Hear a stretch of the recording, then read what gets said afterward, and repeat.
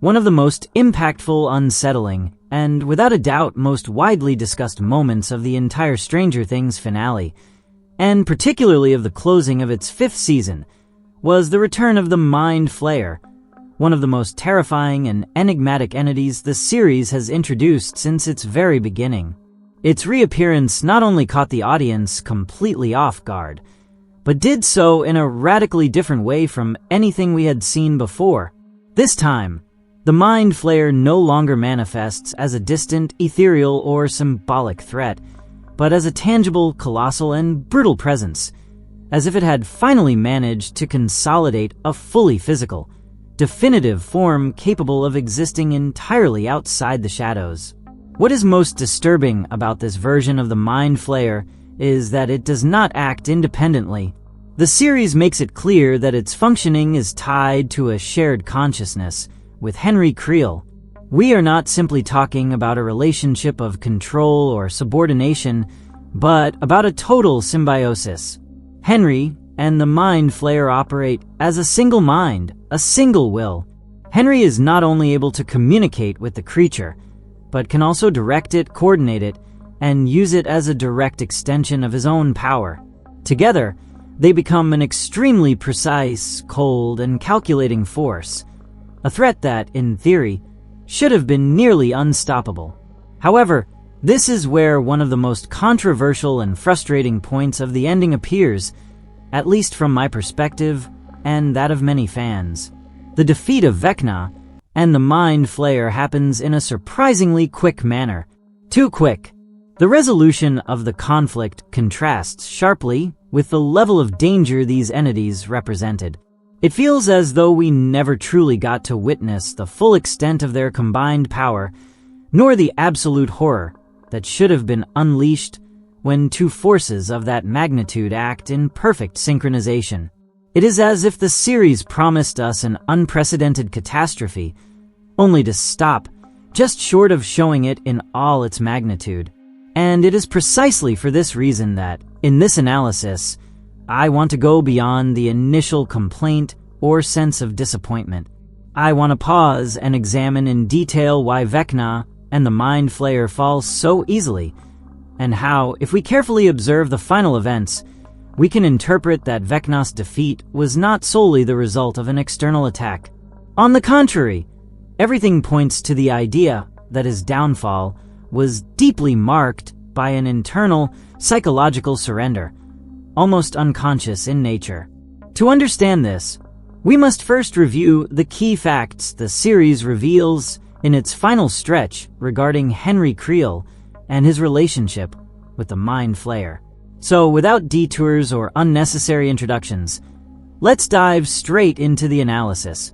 Toward the end of the season, it is revealed that Vecna's true plan, or more specifically, Henry Creel's, was not simply to conquer Hawkins or take revenge on humanity. His objective was far more elaborate and disturbing. Henry planned to abduct 12 children, and this was not a random decision. He understood better than anyone that a child's mind is far more fragile, malleable, and susceptible to psychic manipulation. He had already demonstrated this years earlier with Will Byers, using his mind as a kind of antenna or connection channel between dimensions. This time, his intention was to take that idea to the extreme. The children would function as mental amplifiers, as psychic nodes capable of multiplying his abilities to an inconceivable level. With that power, Henry sought something far more ambitious than a simple dimensional invasion. His goal was not to provoke a violent collision between worlds, nor to destroy one reality to impose another. What he wanted was a total, irreversible fusion. According to Henry's plan, Dimension X, or the Abyss, as Dustin chooses to call it, was meant to completely absorb the real world. The Upside Down, on the other hand, was nothing more than an intermediate space, a bridge between realities, a transitional layer. This detail is crucial because the Upside Down is not an original dimension, but a consequence. As I have explained in other analyses, this place comes into existence when 11 comes into contact with the Demogorgon, accidentally generating the connection between planes and giving rise to this distorted copy of Hawkins. Now, the reason Vecna disappears after the events of the 4th season finale has nothing to do with him being injured, weakened, or hiding. Nor was he recovering. His absence is explained by the fact that he was focused on a much larger and more complex task, opening multiple physical rifts between Dimension X and the Upside Down. These fissures were not random attacks, but fundamental pieces of his master plan.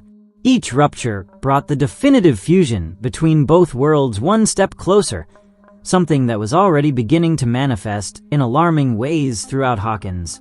Despite the magnitude of this threat, the protagonists manage to understand what is happening and react just in time. Faced with a desperate situation, they devise an equally risky strategy. The plan consisted of entering the Upside Down and advancing toward Dimension X in order to confront Henry directly, attacking him simultaneously from 2 different fronts. On one side, 11, Callie, and Max would face him within his mind on the psychic plane, where Henry was more powerful, but also more vulnerable. On the other side, the rest of the group would attack him physically in Dimension X, weakening his body and his connection to his surroundings. However, the main objective was never to kill him. The key point of the plan was to free the children, and thanks to the intervention of 11, Callie, and Max, that objective is achieved. The children managed to break free from Henry's mental control and escape, taking refuge in a very specific cave. This detail is not accidental. That location was directly linked to one of Henry's most traumatic memories, a memory so deep and disturbing that it triggered an almost paralyzing fear within him. When 11, Callie, and Max leave his mind, Henry is left alone. He no longer has the absolute control he believed he possessed. He is forced to confront the memory he had always fled from. Despite the terror it causes him and the psychological collapse he experiences, he decides to enter the cave. This act is not a display of strength, but of obsession. The emotional impact weakens him, destabilizes him, and leaves him exposed as never before. Even so, he moves forward with what little he has left, driven solely by his unhealthy need to recover the children and complete his final plan, even when, deep down, he has already begun to lose the most important battle of all, the one he is fighting against himself. In this way, it is finally revealed to us that Henry, whom we know as Vecna, once again comes face to face with the most decisive, most traumatic, and in many ways most foundational memory of his entire life. What truly happened inside the cave. An event that dates back many years, to a time when Henry was not yet the monster the world would eventually come to know, but merely a child. A seemingly ordinary child. A member of the Boy Scouts who, like so many others, took part in organized excursions without imagining that one of them would forever alter the course of his existence. During one of these outings, Henry becomes separated from the group and ventures into what appears to be a simple cave, though in reality it is an old, abandoned mine, isolated and dangerous. Unbeknownst to him, this place concealed something far more serious than darkness or the risk of becoming trapped. Hidden within was a Russian spy, a desperate man, cornered and completely out of control, who had stolen an object of incalculable value. This man had taken something extremely dangerous, an artifact of interdimensional origin, a stone that came directly from Dimension X. The object had been stolen from the facilities of Dr. Brenner, where secret experiments involving other planes of existence were being conducted long before Hawkins became the epicenter of horror. The stone was not a simple mineral fragment, but a kind of dimensional anchor, a living piece of another reality that should never have existed in our world. When Henry enters the cave, he comes face to face with this scientist. The man is consumed by fear, exhausted, paranoid and convinced that he will be discovered at any moment. Henry, in his childlike innocence, tries to calm him down. He tells him that he can help him get out, that he has no intention of hurting him, that no one else knows he is there. For a few seconds, the scene feels almost absurd. A child attempting to reassure an armed adult inside a confined, dark, and oppressive space. But the situation spirals out of control in a brutal and sudden way. The man's fear overrides any trace of reason. Gripped by panic, he draws his revolver and fires without thinking. The bullet strikes Henry directly in the left hand, shattering it. The pain is immediate and unbearable. In that instant, Henry understands something that will forever shape his view of the world, that no matter how good your intentions may be, human fear will always end up overpowering empathy. Desperation, shock, and a primal rage take hold of his mind. Henry reacts in a purely instinctive way, but with excessive violence. He grabs a stone from the ground and attacks the man again and again, repeatedly striking him in the head until he is left unconscious, covered in blood and on the brink of death. This is not a calculated or strategic act. It is an emotional eruption born of terror, pain, and betrayal. It is worth noting that this event is presented differently in the stage play The First Shadow, which was at one point considered part of the canon. In that version, it is explained that Henry accidentally activates a special device stolen by the spy, and that this artifact transports both the child and the scientist to Dimension X, where the man ultimately dies. However, as the series progresses, it becomes clear that this interpretation does not fully align with what is later established as the definitive canon. In the version shown in the series, it is clearly revealed that the scientist's briefcase contained the interdimensional stone from Dimension X. This stone existed in a strange, almost unnatural state, as if suspended in time, frozen between realities. When Henry comes into contact with it, something absolutely decisive occurs. The stone fuses directly with his left hand, integrating into his body and instantly healing the gunshot wound he had suffered just moments before. The pain vanishes, the flesh regenerates, and the bleeding stops as if it had never existed. From that moment on, Henry is never the same again. He becomes connected to the Mind Flayer, though not in a direct or conscious way. He does not hear clear voices nor receive explicit orders.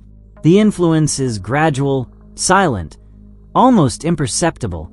The entity begins to guide him slowly, granting him extraordinary telekinetic abilities and expanding his perception of reality.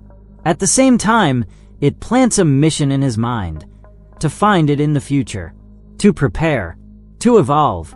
Through dreams and fragmented visions, Henry begins to see Dimension X, its impossible structure, its particles floating in an eternal void, its logic alien to any human law.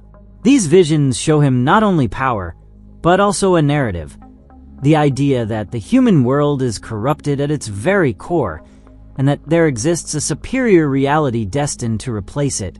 Back in the present, when the adult Henry relives this memory, his emotional stability completely collapses. The mask of control that always defined him shatters.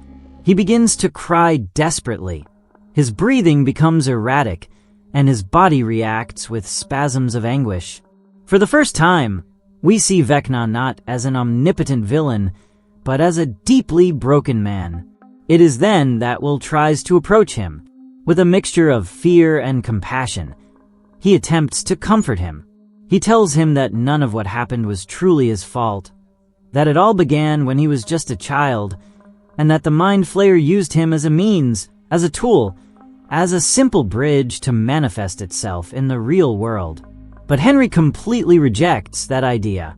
For him, accepting that he was manipulated would mean accepting that his entire life, all his decisions, and all his hatred were meaningless.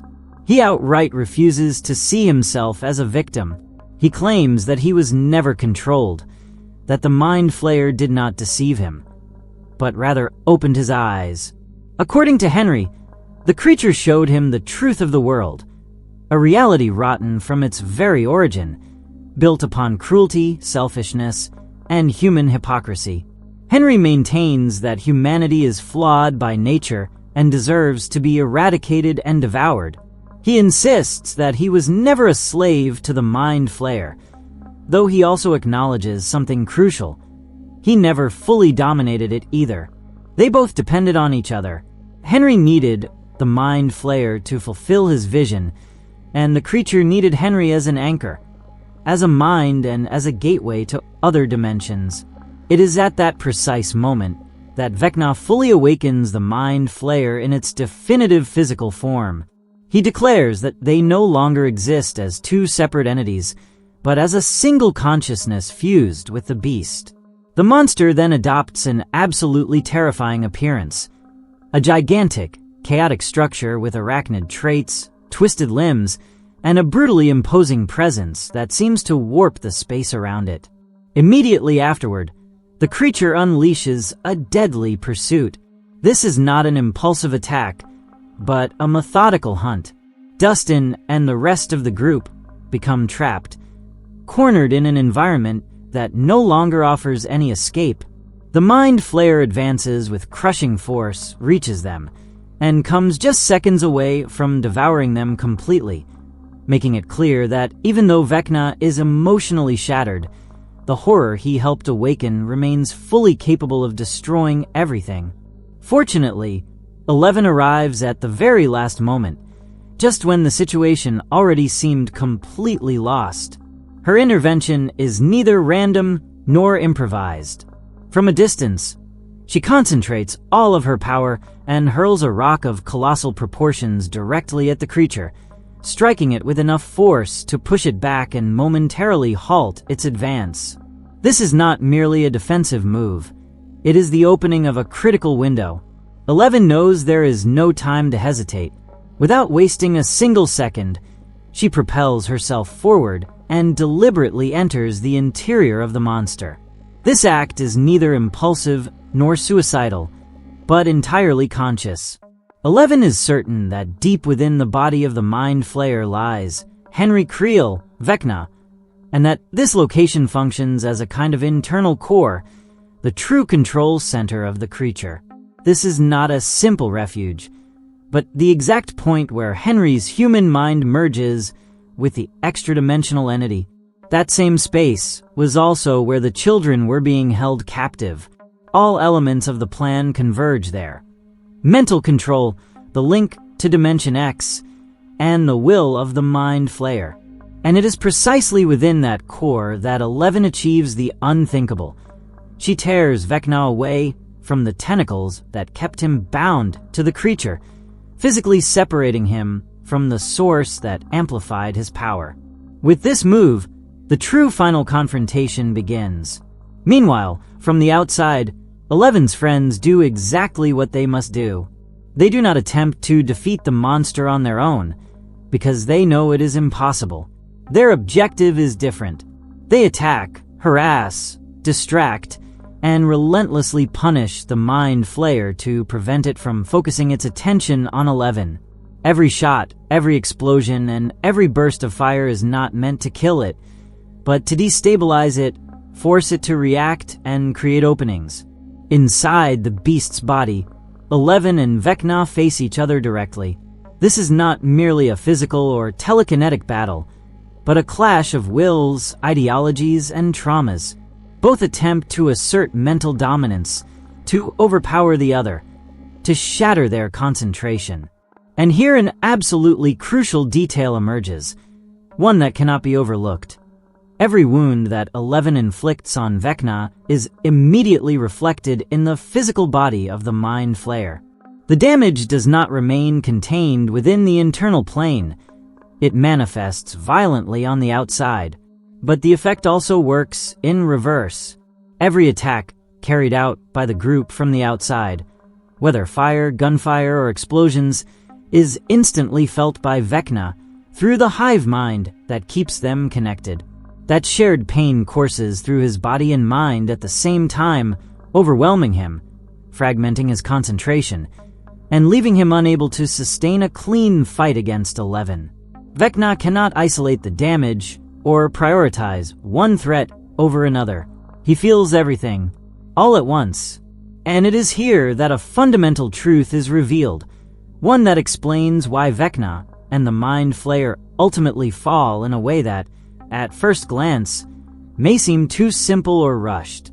The first reason becomes clear when we look at their history within the series. Despite his imposing appearance and the terrifying nature of his design, Vecna was never more powerful than 11 in terms of pure telekinesis. He could not defeat her when she was still a child under Brenner's control, nor did he manage to overpower her during the events of the 4th season, even with a tactical advantage.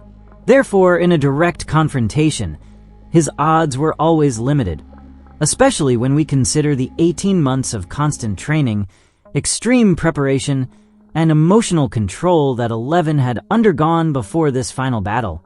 The explanation for this difference is simple, yet crucial. 11 is Dr. Martin Brenner's most successful experiment. She was specifically designed to channel, stabilize, and amplify within a human being the supernatural powers that originate from the Mind Flayer, but without depending directly on it. Henry also received similar abilities, but in a completely different way. From the very beginning, he became bound to the Mind Flayer, tethered to the hive mind, dependent on that connection to sustain his power. 11, by contrast, does not pay that price. She does not suffer the consequences of a constant connection, nor does she share pain or lose autonomy. Vecna does. That structural dependency places him at an absolute disadvantage. He cannot fight 11 without exposing himself to the damage she and the others inflict simultaneously. There is no viable strategy in that scenario. Added to this is a second, equally decisive factor. Henry was already losing the mental battle even before the final confrontation began. He had lost control over the minds of the children, his primary source of psychic amplification. That defeat was not only tactical, but emotional. It forced him to confront his deepest fears, his childhood traumas, and the truth about his relationship with the Mind Flayer. In other words, he entered the final battle psychologically fractured. And as if all of that were not enough, there is a third decisive element. Will Byers. Throughout the entire fight, Will remained connected to Henry's mind. But this time, he was no longer a passive receiver of pain or visions. Will began to actively influence Vecna, interfering with his movements and sabotaging his ability to attack from within the hive mind. Every time Vecna tried to crush 11 with the extendable tentacles of his arm, he failed. Again and again. This was not clumsiness or exhaustion. It was direct interference. Will did not allow him to move freely or execute precise attacks. He blocked impulses, diverted commands, and disrupted the synchronization between Vecna and the Mind Flayer. This interference reaches its peak when Will manages to take full control of Vecna's arm and brutally tear it off, an act that is both symbolic and literal. Henry loses control over his own body. As the series had already demonstrated in previous seasons, the hive mind is a double-edged sword. The fact that all connected individuals share pain turns any attack into a multiplied punishment. This was made clear in the 2nd season, when scientists burned the roots of the Upside Down, causing Will to experience unbearable pain and fall into shock. Something very similar occurs in the 3rd season, when Billy, already possessed by the Mind Flayer, is trapped inside a steam chamber and subjected to extreme temperatures. That torment critically weakens him and causes another person under the creature's control to experience the same pain, later collapsing in the hospital on the verge of death. This principle reaches its ultimate expression during the final battle. Vecna and the Mind Flayer were taking constant damage from every possible front. Physical, mental, and emotional. They could not isolate the pain or adapt to it. Both simultaneously felt the wounds 11 inflicted from within, the interference will cause through the hive mind, and the relentless punishment of the external attacks. The bursts from the assault rifle, the shotgun blasts, the flamethrower fire, the improvised explosions made with gasoline-filled balloons, the flares, and the deep wounds inflicted by the spear-like weapons made from knives that Dustin and Steve drove into the area of the eggs beneath the Mind Flayer's body. All of it accumulated without pause, second after second, without relief. The result was an absolute saturation of damage. Brutal, constant, and devastating. There was no room for strategy, recovery, or adaptation. And in that state, neither Vecna nor the Mind Flayer could win. Not because they were weak, but because their very nature, their mutual dependence, and the hive mind that made them so dangerous ultimately became, ironically, the exact reason for their downfall. The combination of all these factors is what ultimately prevents them from fighting with true effectiveness and defending themselves properly.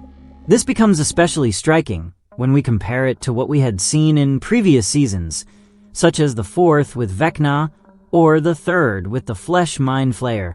In those moments, the antagonists were methodical, cruel, patient, and strategically superior. Here, by contrast, they react, resist, and attack in an erratic manner, as if something fundamental had broken inside them. However, the element that I consider truly decisive in the downfall of these antagonists goes far beyond physical combat, accumulated wear, or even the group strategy. It is something deeply internal, psychological, and existential. The fact that, at a certain point, Henry Creel simply gave up. That fracture does not occur during the final battle, nor when 11 confronts him directly, but earlier. It happens at the exact moment when Henry enters the cave and is forced to relive the most painful and repressed memory of his entire life. How he truly obtained his powers, and the way in which he was possessed, manipulated, and dominated by the Mind Flayer. That instant is not a simple revelation, it is a mental implosion.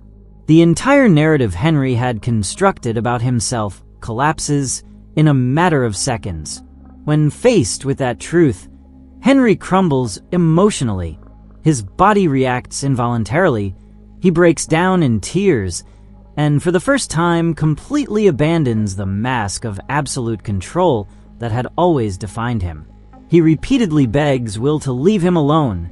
He wants no witnesses. He wants no compassion. He wants to escape that truth, but it is already too late. What he has just come to understand is devastating. The Mind Flayer was never his ally. It was never a partner or an equal. From the very beginning, it used him as a mere conduit, as a vehicle, as a disposable tool to reach Earth and later, another dimension it planned to consume entirely. Henry was not the architect of the plan. He was the means. Within that memory, the scientist trapped in the cave warns young Henry that he must resist the entity when it enters his hand. He tells him, with genuine terror, that if he does not, he will be devoured from the inside, and that afterward the Mind Flayer will lay waste to everything. That warning is clear, direct, and desperate. Yet Henry does not listen. Or worse, he cannot listen.